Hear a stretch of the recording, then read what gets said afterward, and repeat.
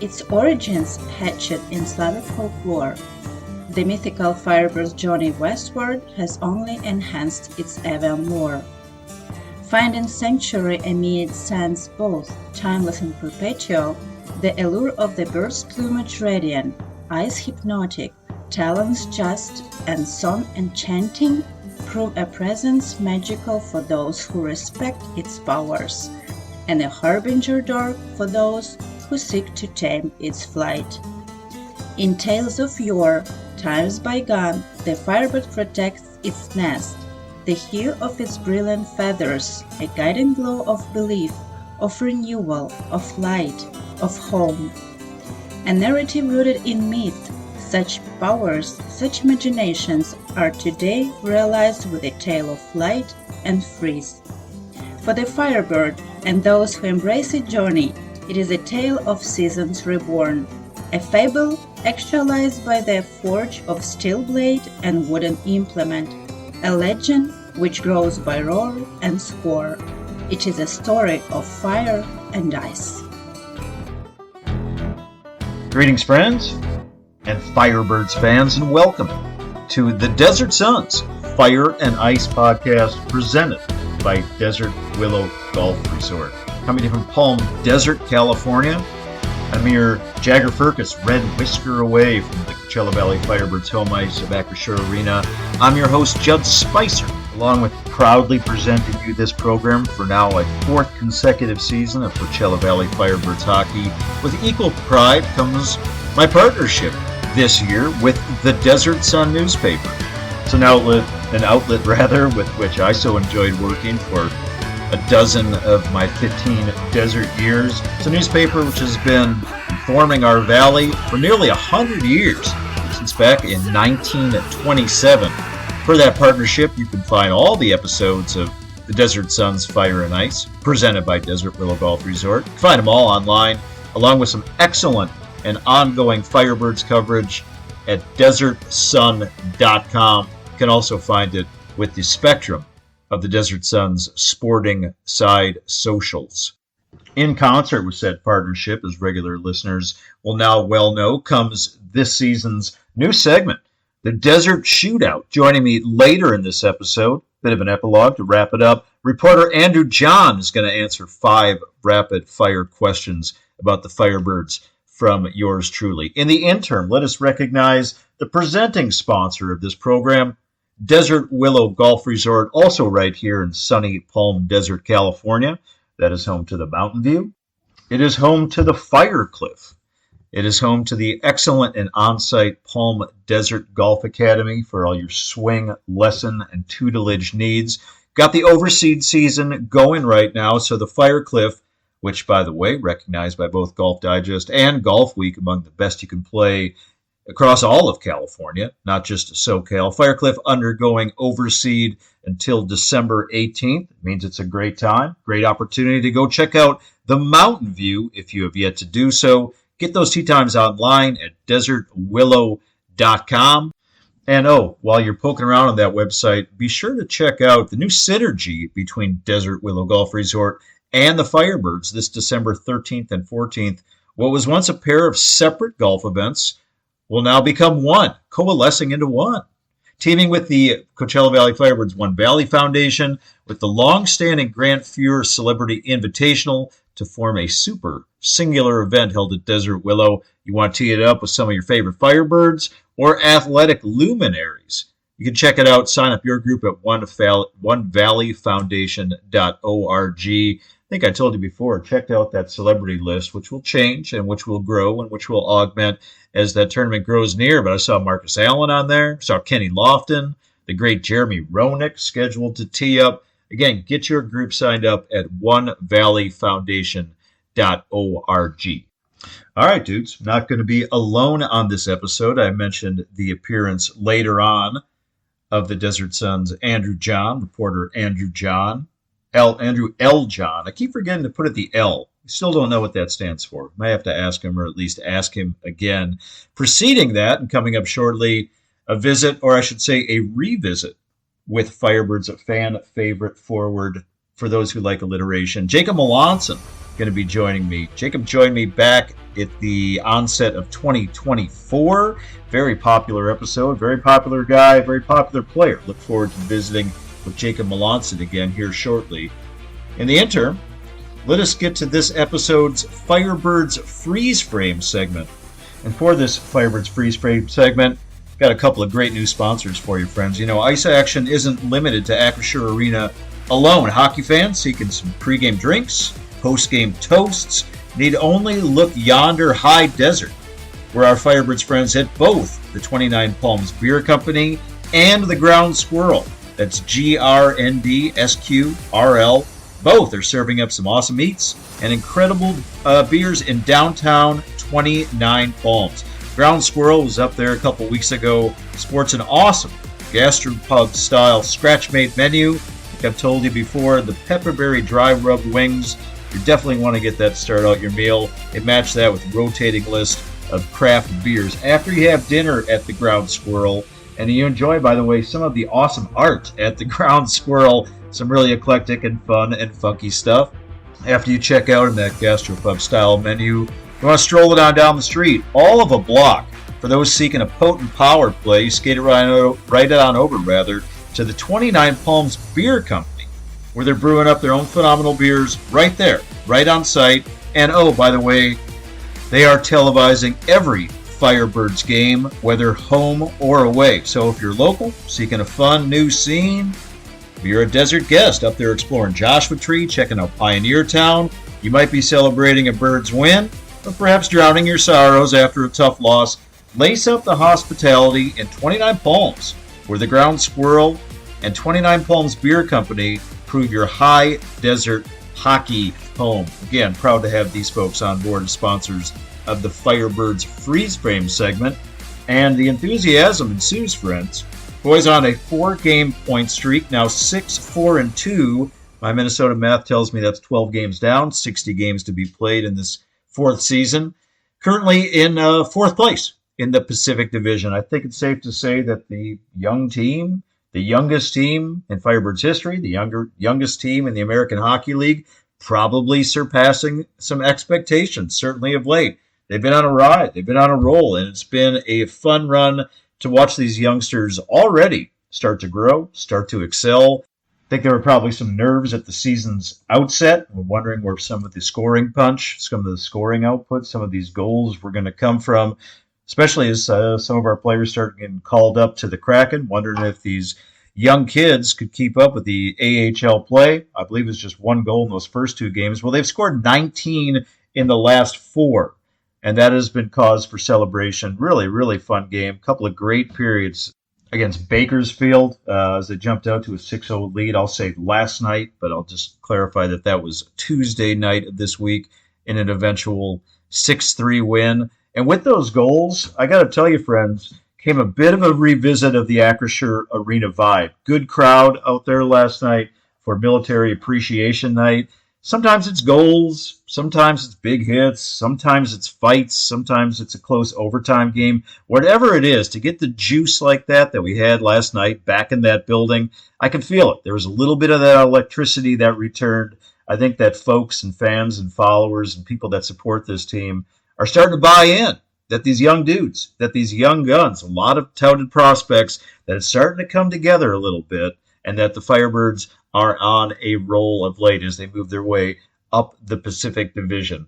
Looking at the schedule, what is ahead? Well, we got a few days off. As mentioned on the first episode of Fire and Ice this year, the schedule's a little more evenly spaced. It's a little more spread out. We don't have as much bunching. I personally kind of like the bunching, say when there's 3 home games or there were 3 home games in a week span. Not quite like that this year, and that is fine. Firebirds back at it, playing Bakersfield again this Saturday, November 15th. That is at Bakersfield, by the way, 7 p.m. start. It's a back-to-back for the boys as they come back to Palm Desert this Sunday, the 16th, versus defending champion Abbotsford. That is a 5 p.m. puck drop. Abbotsford, by the way, saw how good they were last year. Not the case this year. Defending champs a mere, 2-9-0-2, worst record in the West. Let's hope we can add to that loss column come Sunday. Next Friday, the 21st of November, Birds are home against the San Diego Gulls, 7 p.m. start, and then next Sunday, the 23rd, at home versus the Calgary Wranglers, a 2 p.m. puck drop. Talked about the scoring. Here are the players accounting for a lot of it. The circus, decidedly in town. Jagger Firkus, 14 points thus far on the season. He has a 4-game point streak. He has 7 points in his last 4 games. Somebody positive. I'm getting enthusiastic about this.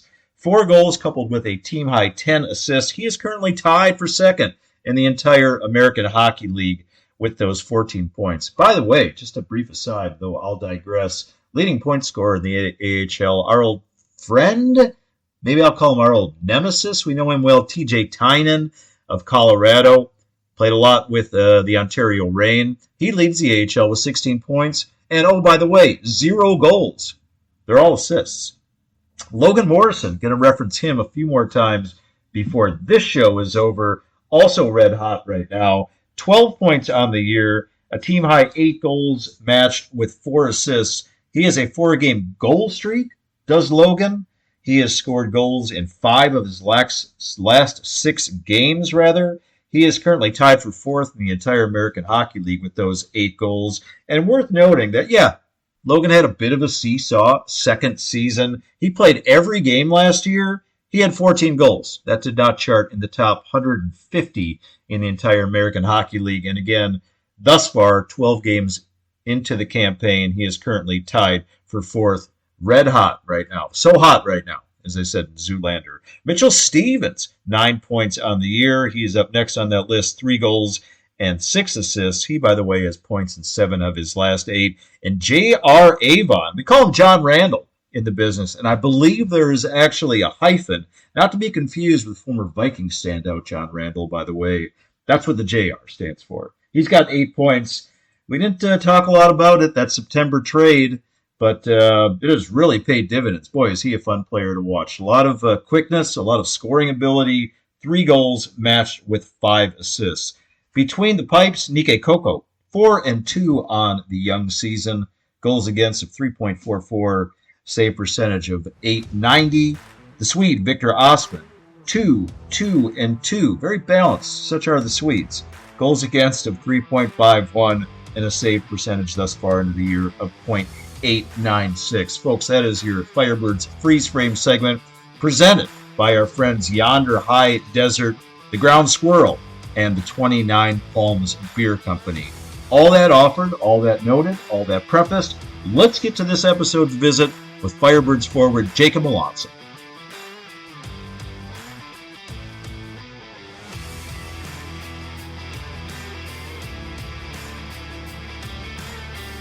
All right, Firebirds flock. Let's preface at the onset of this episode, not just welcoming, but welcoming back a guest that made his debut on this show. Time goes fast. January 31st, 2024. And I thought, oh, maybe that was a year ago, but no, it was almost 2 years ago. He's a 22-year-old native of Amherst, Nova Scotia, 131st overall pick in the 2021 draft.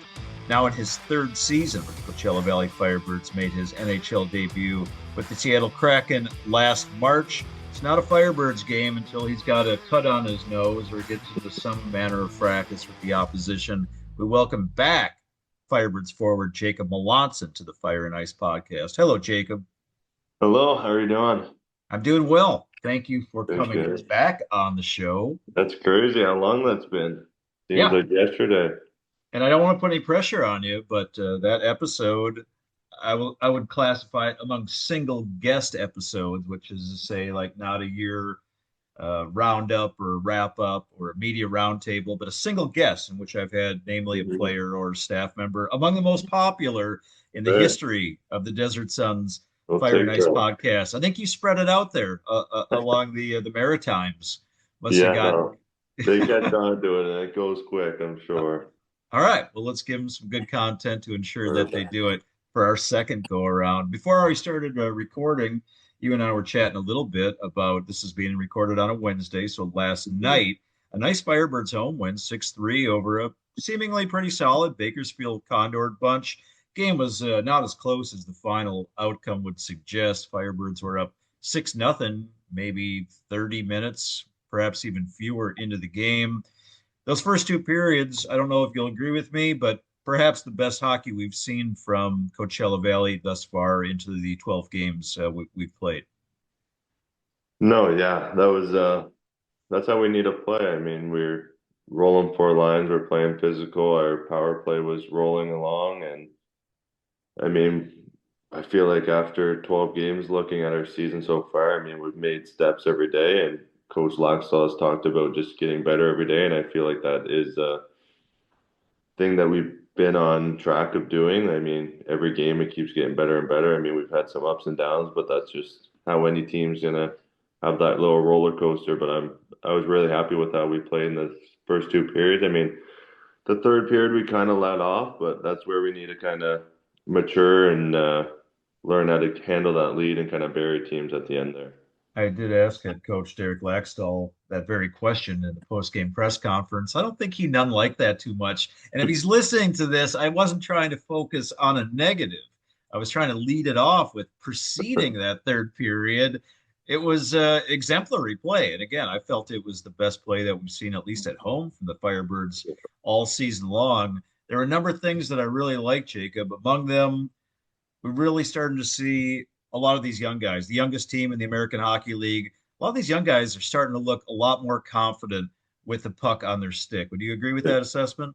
100%. And I mean, that confidence is going to come. Look at all their stat records from junior and playing at World Juniors. I mean, all these kids are exceptional players, and them just kind of getting a few games under their belt and building that confidence is only going to make them better at the end of the day. And once they get confidence, they're going to kind of take off here. So I'm really excited to be able to help them kind of learn and mature as players. And I'm excited to kind of see where they mature into and Yeah. become. And I mean to cut you off, pardon me. I went back and listened to that conversation we had on January 31, or perhaps it was the day preceding 2024, and talked about who was helping you when you were so much younger then, at 20 years old. And you hesitated not in referencing John Hayden had helped you a lot in that season and showed you the ropes. Talk to you about the lifestyle, help groom you and your game both on and off the ice. And it sounds like Yeah. you have now taken over that role with some of the rookies this year. Yeah. Yeah, no, like obviously I'm getting older, but I'm still one of the youngest Yeah. in the league. Like I'm Yeah. still You're a young 22. guy. Yes, you're But 22. just with how our team is built, with all the young guys coming in, I mean, it's kind of we have to kind of take on that leadership role just because we're kind of the youngest on this team. We might not be on others, but it kind of is going to help me for the future, just learning that leadership role, being a big part of the dressing room and getting guys going and helping guys out when they need be. So, I mean, John's helped me a ton over the last 2 years, and I think it's my time to kind of step up and help others the way he helped me. Anybody in particular, since you specified John Hayden help you, is there anybody in particular that you're helping along the way?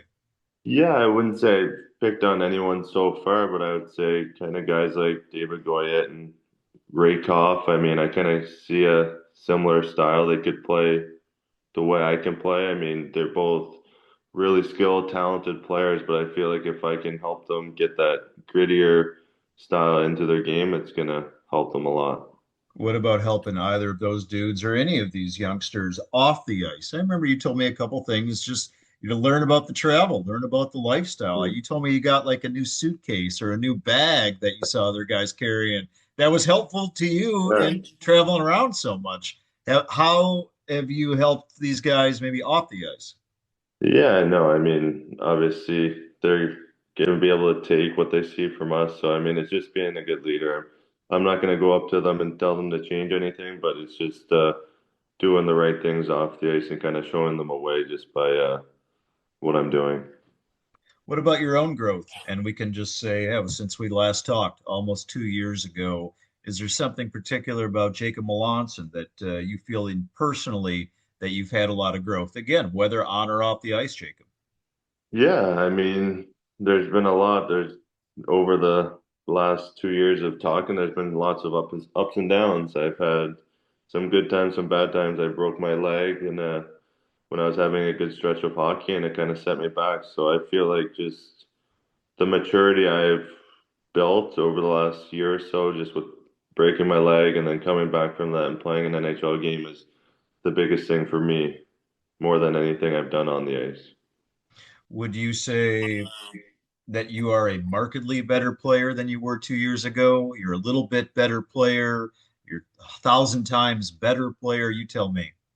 I wouldn't say I would say I'm a better player, but I think I just built on all the little things about my game just a little bit. I don't think I really took off anywhere. I feel like just every little part of my game I built on and built on just to be more consistent.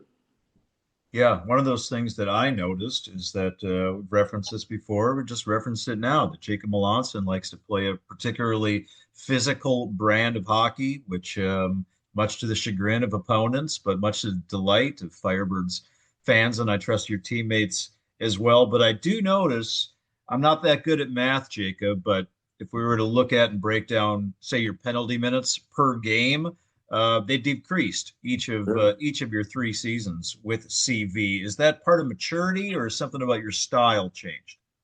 I would just say maturity and kind of learning the game better. I mean, I'm not obviously out there trying to take penalties. It just kind of comes with the way I am. And obviously, still, I'm going to take a couple penalties here and there. It's just how it's going to go, just the style I play. I mean, the game happens so fast, and trying to lay a hit here and just could get the wrong part of the body. So, I mean, it's just a lot of maturity and learning when to take a hit and when not to. And but I mean, it's obviously better not being in the box and being able to help the team in other ways.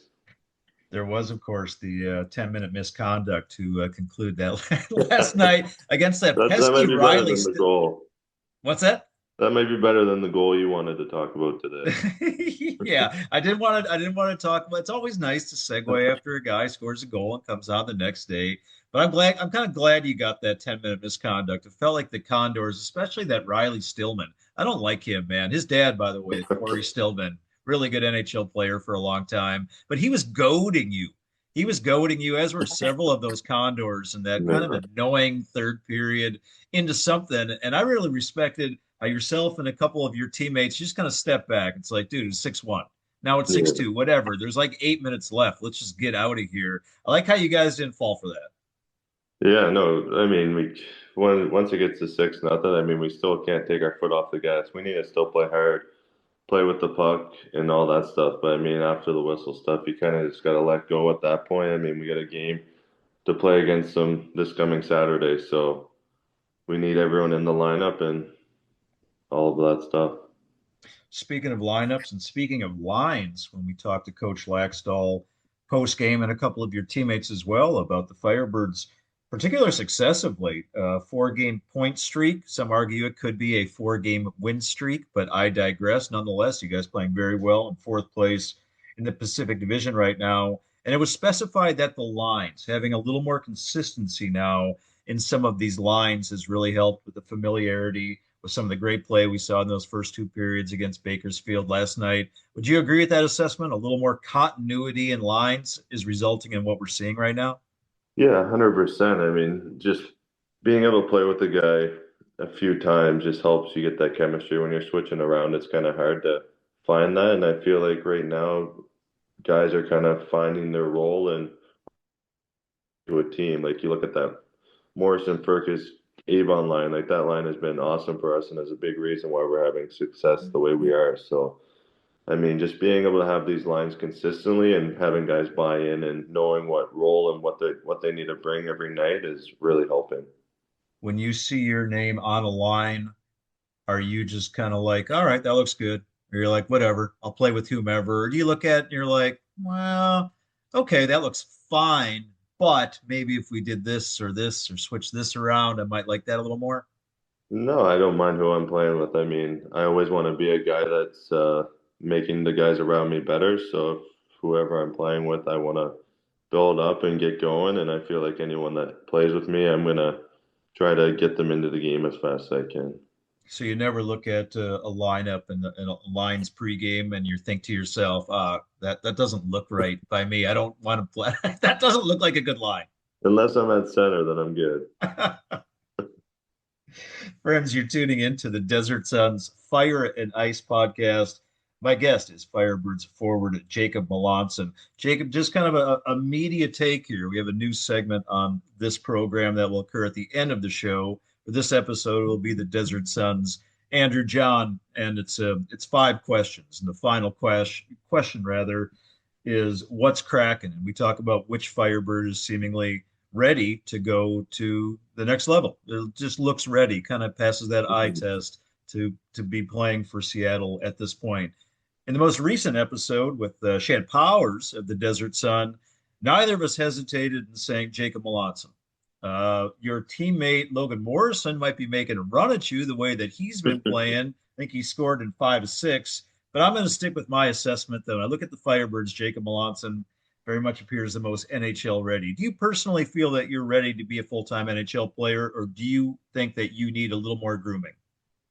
Yeah, and I mean, I went in this year hoping to be able to crack the lineup this year. Obviously, I fell short, but I felt like I had a great summer of building my game, building my strength up to be able to be a full-time player. And obviously, had a setback this year at training camp, just not getting there. But I mean, it's all about the adversity and battling through that. It's just going to make you better at the end of the day. And being able to come down here and be somewhere I'm comfortable and have the best fan base there is, a great coaching staff, a uh, great teammates to play for and play with has been amazing for my development and just helping me get through that and try to keep building my game up. So when I do get the call, I am very ready. Something I neglected, and I've been kicking myself ever since January 30th or 31st, 2024. And I went back, as I said, and listened to that conversation. I'm like, you know what? That's right. I forgot to ask Jacob Melanson that. You have a reputation, deservedly so, your style of play. You annoy the opposition, which I love to watch. And I know that my fellow media members, we'd so enjoy watching you play. You can throw them off your game. You're one of those unique players, has that ability to kind of get in their head, get in their grill, throw them off a little bit. Are you like that off the ice as well? Do you annoy people, Jacob? I mean, if you ask my wife, I'm sure she would say the same. So, but yeah, I don't think so. I mean, I try to have a different persona off the ice. I think I'm a pretty chill and relaxed guy. I mean, I feel like that's just the style I like to play. I like to play hard nose. I like to play physical. And as you guys would have seen last night, I mean, I drew 2 penalties just by being a pest out there. So, I mean, that's the way I need to play, and it's going to help us out. You did steal one of my later questions, Jacob, in that when you had the game with Seattle, the articles, several of them referenced that your folks were there. It also referenced specifically that your fiance was there. Yeah. However, you just said wife, which leads me to believe that sometime between March and today you got married. No, it's still fiance, but I Oh, just said wife there. okay. When are you getting married, if I may ask? We haven't really decided on a date yet, but we're just kind of letting it going with the flow right now and seeing where it takes us. But we have a few places in mind. Okay. You don't want Yeah. to love it. You don't want love advice from me, but you're young. Taking your time is Yeah. fine. It's an No, active season. exactly. You're gone a lot. You're on the road a lot. You're trying to fit in a couple of rounds of golf along the dusty trail. Yeah. Speaking of golf, you and I have talked about it before. We know that the Firebirds, since the team's inception, have enjoyed what the desert has to offer and the bounty of the Coachella Valley. And it's 120 courses, including but certainly not limited to Desert Willow. What? How's your game progressed since you've lived here now for 3 years, about 3 years in the desert? It's hard to say. I mean, it's been up and down.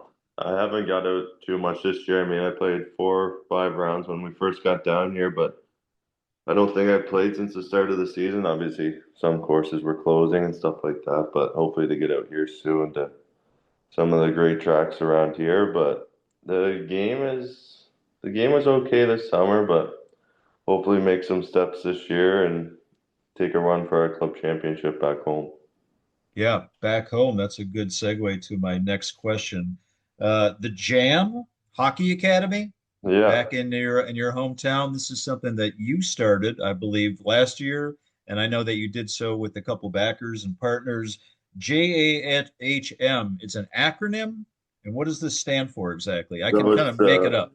it's my full name, like my initials. So it's Jacob Andrew Hayden Melanson.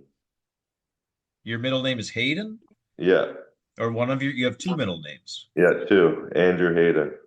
Okay, So like that's John Hayden. Hayden. Yeah, Hayden's my mom's last name. Okay. Yeah. Is that something that the Maritimers, is that like a I don't ritual know. or is I really don't know. I just got it? two. That's all I know. Specify for me, if you could, exactly when you started this and why you started this hockey academy. So we started this. This would have been the second year running now, and me and my trainer kind of co-started this together. Obviously, he does a ton of work setting it up and getting all the instructors and stuff. I kind of just show up and help out, but he's been amazing. And I really wanted to start this for a long time now. Obviously, I'm from a small town, and I mean, there hasn't been too many professional athletes come from where I'm from. And when I grew up, it was kind of like, is there really a chance to go anywhere? Because if you don't see anyone doing the thing you want to do forever, can you really believe it's something you can do? So my grandfather was also huge into sports, huge into baseball, got me into hockey growing up. And where we started the hockey school is in Spring Hill, Nova Scotia, where he grew up and where he lived forever and helped with baseball and soccer, or baseball and hockey and all that stuff. So being able to bring the hockey school back there was very special to me, and just kind of bringing everything I learned from everyone that's helped me back to my community and showing the kids that anything's possible if you put your mind to it and just keep working. When you went back there this past summer, the school and working with the school was part of your Yeah. summer? Yeah. So the school runs just for a week. Okay. Yeah, and then we also have one of the new goaltenders for the PWH Seattle, Carly Jackson, is also from my hometown, so she's helping out as well. So it's awesome to have her around. Yeah, I imagine that it must have been a particularly gratifying week to see these kids that seemingly, as you described, didn't have an opportunity exactly like this to learn from somebody like you. Yeah, no, it's awesome. I mean, it's the kids obviously enjoy it. It's a busy week. I know they're tired at the end of it. They're on the ice twice a day, have a workout session with my trainer, get to play a multi-sport and have a classroom session. So I mean, it's long days, but looking back on it, I wish I kind of had that when I was growing up. So I'm happy to give it back to my community and show the kids that just keep working and just enjoy it. You'll suffer me, I guess, it's a poultry related question. Maritime Pride eggs, they are associated Yeah, with you in this endeavor? they're one of the bigger sponsors for us. Yeah, They love hockey. I looked they at their do. stuff. They're huge into hockey. It's not just hockey. I think they just love youth sports and growing sports and athletic things. I mean, they do a lot for ringette as well. I know that hockey, but just getting youth into sports and helping youth play anything they can. So they're a Um, great partnership. are they good eggs? They're very good eggs. Okay. And I'll get them to send some down here. couldn't send Get me a a truck dozen. down here. Extra large, yeah. Yeah, Did you just reference ringette, by the way? I did. People still play ringette. Ringette's really big. I mean, not so much in Nova Scotia, I don't think, but New Brunswick, I think it's pretty big. Okay. When I grew up in Minnesota, the boys played hockey and the girls played Yeah, ringette. And for yeah. those unaware, ringette essentially is hockey, but instead of the blade on your stick, you just kind of got a piece of lumber and then you have this like rubber, what would you call it? I don't even know what it would Like be. it's like a It would be like the end of circle, a like, broom, basically. That's what yeah. you're playing with. Yeah, a much safer sport, Yeah, I would think, playing with that. But I was not aware. I know that in Minnesota, that probably throughout the new millennium, if not earlier than that, they kind of trash ringette. And it's like, yeah, girls should just play hockey. yeah, yeah. I mean, I never grew up playing it or knowing anything about it really, but I just knew it was around and girls were playing it. So Okay. Kind of a cool, different style. The way that It is, that yeah, hoop, it's different. Yeah. yeah. I I mean, think all the rules are different too. I couldn't even tell you what some of the rules are, but you can't go certain spots and you have to stay in certain segments of the ice, so it's different. okay, okay. Since this is your second appearance, we're going to wrap up the Desert Suns Fire and Ice podcast presented by Desert Willow Golf Resort. Going to wrap up this Jacob Melanson interview with a little word association, man. I have somebody on twice, which is rare. I think you're only like the third or fourth guy to ever come on 2 times. I'd like to switch it up a little bit. So I'm going to mention a name of a fellow Firebird or Firebird staffer, and I want some word association. Just one word, the first word that comes to Sure. mind when I mention this individual. We'll wrap up the chat with this, Jacob. I'm going to start with Logan Morrison. 5-hole. Ian McKinnon. The beast. Yeah. Your friend and teammate John Hayden. The moose. Couple more for you. Jagger Firkus. Circus. Tied for second, by the way, in the AHL in points is the Yeah. Circus. One more for you. Word association. One word. Derek Laxdal. Oh, you got me caught. Don't want to say anything too bad if he's listening. It can be positive. It can be positive. Leader. Good choice. Very wise choice there. Jacob, a pleasure to have you on the program again. Continue the great work. We love watching you play, man. I know you guys are all working to get up to the show, and we have no doubt that you will. But in the interim, we love having you as a Firebird. Appreciate your time. Awesome. Thank you so much.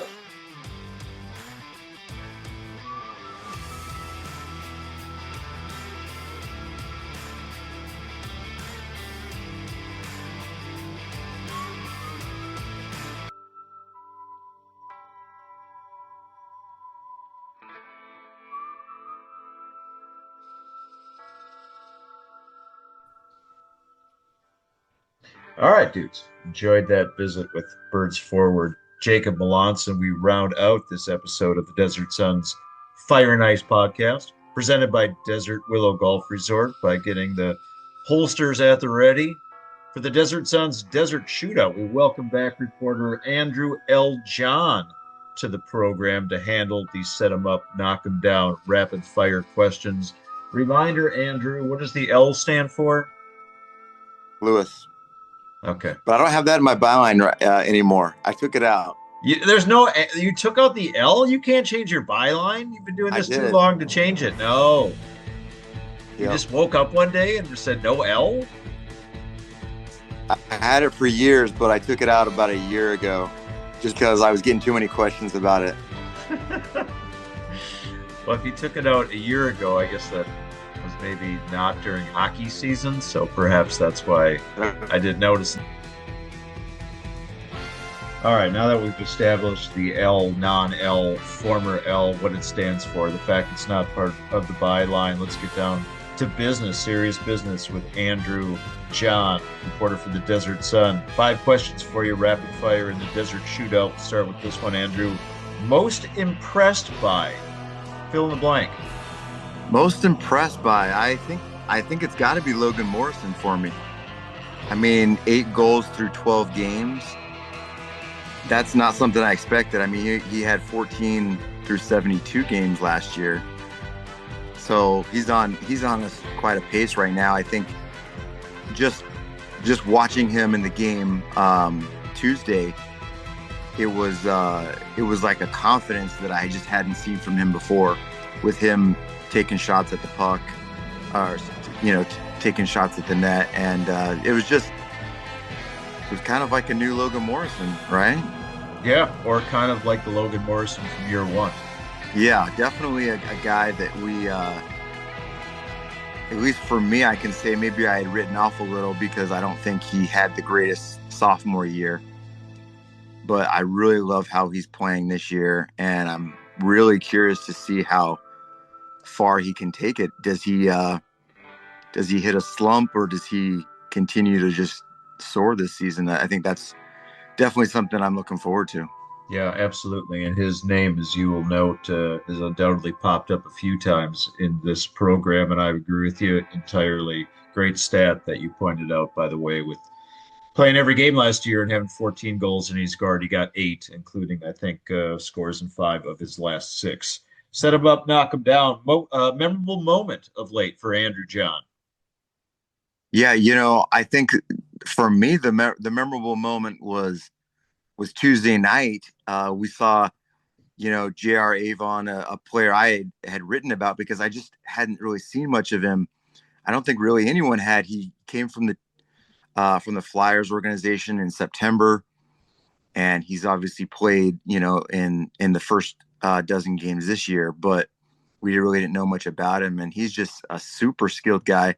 I think the moment that really stood out for me was on Tuesday when he was on the rush and he just flipped the puck over the left shoulder of the goalie there. That's a super skilled play. Not every guy can do that. That was really memorable because I think, he came over and it was pretty quiet. We didn't really know much about him, and we certainly didn't think he was going to be a star, and we still don't know if he's going to be, but the skill level is very high, I think, with him. And I think that moment really showed that for me. Yeah, it's interesting that whether watching with yourself or we're watching the games with Shad, we have all had kind of our J.R. Avon kind of eye-popping moment. He sticks out. The guy has really stuck out this season. And when they made that trade, as you pointed out, wasn't anything that we really thought about, but very quick player. I like your memorable moment. That certainly sticks out to me among the 6 goals last night. Excited to see what this kid can do the next 60. To that effect, J.R. Avon was in the post game last night. I don't know if for question number 3, one of his responses stands out as your best quote of late. The best quote, I thought I had to go back and look at some of the best quotes.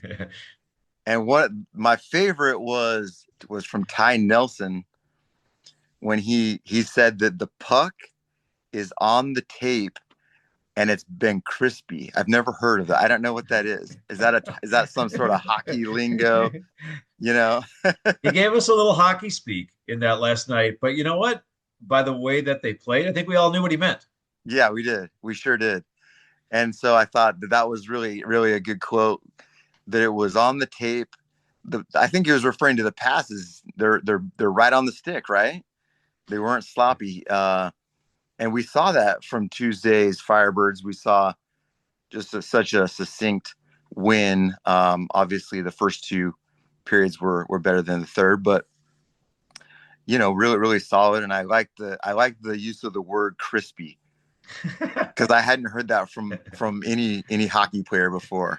We've heard a lot of phraseology over the last 4 years, and that has not been a term that anyone has used yet. I'm with you. That one jumped out. Yeah. 5th and final, Andrew John from the Desert Sun. What's cracking? We call it. Next player that you see ready to get called up to the National Hockey League for the Firebirds. Yeah. How about, we had spoken about how Ryan Winterton's hung up with the Kraken, and I thought that that was great to see that he's had a couple goals now. And I think the next guy, gosh, it's so tough to say, but one guy I could see getting there, other than Morrison, as I mentioned, because he really hasn't had a run really. I think he did a stint, but I think maybe that's about it with the Kraken. Yeah. And then, so I think Jagger Firkus is a guy who is just playing with so much confidence in year 2. And he's the 2nd round draft pick from the Kraken. You'd have to think they're going to give him a shot sometime soon, right? Because he's playing to that level, I feel like, and playing with that kind of confidence. And because they feel so highly of him because of where he was selected, I would imagine he gets his shot sometime soon. Yeah, probably a little sooner than we may have thought, but 14 points. He's got the team high 10 assists. Yeah. An amazing couple of weeks for him. The Kraken, while they are getting healthier and their roster is fleshing out, while that may kick some guys back down to us, It'll be interesting to see how it plays out because I agree. I don't know if we expected this graduation from Jagger Firkus, tied for second in the entire American Hockey League with those 14 points. Yeah. He could be on the verge of the NHL. Andrew John, 5 questions. We set him up. We knocked him down. The Desert Shootout. No more L, so we're going to call it a W. Andrew W. John, because there you go. He won this segment of the shootout. Appreciate it, my man. If I don't see you this Sunday, if we're not both there at Acrisure Arena, I will see you there at the Birds Barn next week. Thanks for joining, Ben. All right. Thanks, Judd. All righty, Firebirds flock. It's going to wrap it up for this episode of the Desert Suns Fire and Ice podcast presented by Desert Willow Golf Resort. So appreciative of your time, your interest, your ears, your ongoing support of this endeavor in the Firebirds' 4th season of hockey and thus the 4th season of Fire and Ice. Equal appreciation goes to this episode's guests, Firebirds forward Jacob Melanson. Great chatting with Jacob again. And the Desert Suns' Andrew John. Really enjoyed this version of the Desert Suns Desert Shootout. Desert Willow Golf Resort, the presenting sponsor of this program. Get your tee times online for the Mountain View and Firecliff courses at desertwillow.com. Mentioned earlier in the show that we are in overseed season. Firecliff currently enjoying that process. It will reopen on December 19th. In the interim, get those tee times for the Mountain View course. Check out the awesome and excellent on-site Palm Desert Golf Academy for all your swing lesson and tutelage needs at desertwillow.com. You know that I love a great segue, a great putt-to-puck segue. I knew I was going to screw that up before the show was over. Just about a mile and a half away from Acrisure Arena is DW. So you go get that tee time at the Mountain View, maybe have a lesson at the Palm Desert Golf Academy, and then you skate it on over Cook to Varner, about a mile and a half, just a few minutes to take in a Birds home game at Acrisure Arena.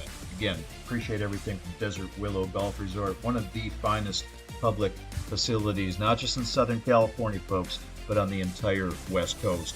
Your high desert hockey home, or I should say homes, you can find those at both the Ground Squirrel and 29 Palms Beer Company. Maybe you're a desert dweller looking for a new adventure, want to check out some fun and fresh places. Undoubtedly your spot to do so. Or hey, you're a desert guest coming here for the upcoming, I can say even nearing a peak season. We're just about there in the high season. You want to go check out Joshua Tree for a hike. You want to go to Pioneer Town, get your cowboy on a little bit, slide it right on over, segue it for a meal at the Ground Squirrel. That's GRNDSQRL, because it's funky. Things in the high desert are funky. Gonna have a great meal over there and then kick it on over to watch every Firebirds game on television, whether home or away, with some great brews at the 29 Palms Beer Company. By the way, they brew those phenomenal beers right there, right on site. Thanks again, everybody, for tuning in. We'll catch you at the next Birds game at their barn of Acrisure Arena. Until then, and always, be well.